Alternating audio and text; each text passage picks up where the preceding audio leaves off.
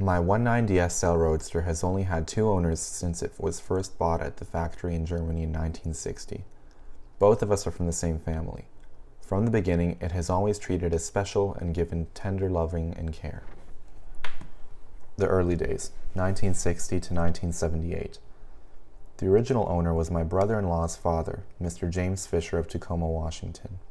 Mr. Fisher retired in 1960 after a long career as an executive of the Burlington Northern Railway, and in order to celebrate his retirement, Mr. and Mrs. Fisher arranged to buy the 190SL at the factory in Germany, tour Europe, and then ship the car back to their home in Tacoma.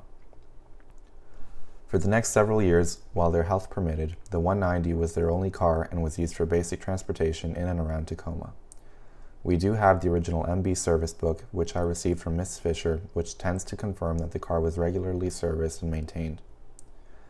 Mr. Fisher always kept the car in their garage.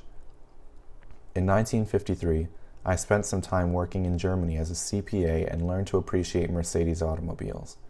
After returning, I began a lifetime career as a corporate and tax attorney.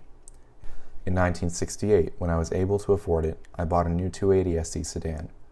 My 280 was a great car. It was my main transportation for almost 20 years, and I logged more than 350,000 miles on it before finally giving it to my son. In the late 1960s and early 1970s, we had 3 or 4 family gatherings at the Fisher's home, and Mr. Fisher Sr. would always take his son Jim and me out to the garage to show off his pride and joy. On those occasions, I told him that if he ever wanted to sell the car, I would really like to buy it and keep it in the family. In 1976, Mr. Fisher passed away.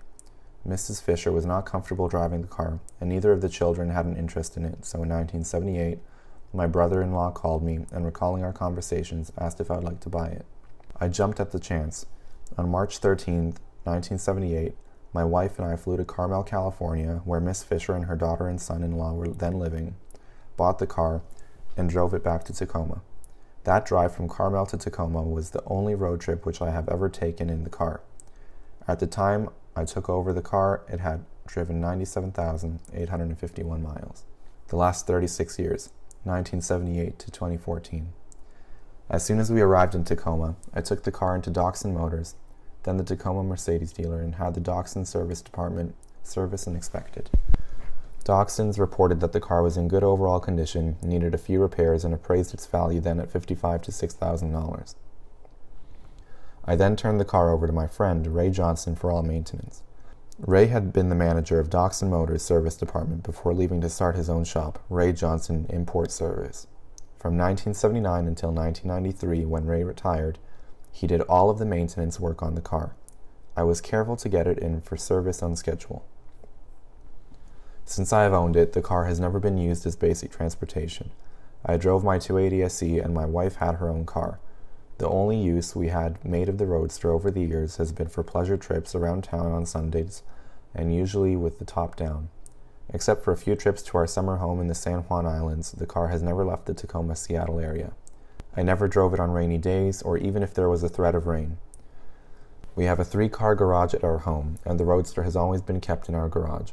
In the off-seasons, I normally kept it covered. Since Ray Johnson's retirement, I have used 3 or 4 other shops to service the car. These include Mercedes Auto Service in Tacoma, Dr. Tim, a mechanic specializing in German cars, and more recently, a very good mechanic whom I located at Precision Tune Auto Care. Right now, the car seems to me to be in good mechanical condition. The odometer now reads just over 130,000 miles, which means that over the last 36 years, I've driven just less than 1,000 miles per year. Even at my age, the car is still fun to drive. Like old Jim Fisher Sr., my 190 has, over the years, been my pride and joy, and in a way, I hate to think of selling it. However, I recently celebrated my 87th birthday, and realistically it is time. Hopefully we can find a new owner who will enjoy the car as much as Mr. Fisher and I have.